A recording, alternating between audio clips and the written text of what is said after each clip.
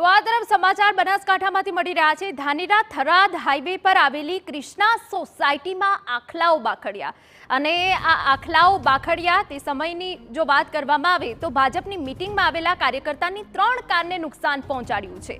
સ્થાનિકોએ આખલાઓને હટાવ્યા હોવાની પણ વિગત છે।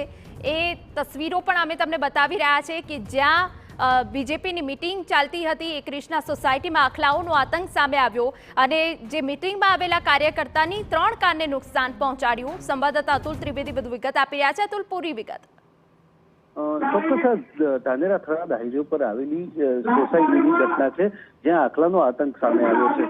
ભાજપની એક આ સોસાયટીમાં મીટિંગ હતી અને તેના જે કાર્યકર્તાઓ છે તે ત્યાં ગાડીઓ લઈને આવ્યા હતા ત્યારે આ આખલો છે એ રોષે ભરાયેલો હતો અને આ રોષે ભરાયેલા આખલાએ શિંગડાથી આ જે ગાડીઓ છે તેમને નુકસાન પહોંચાડ્યું હતું।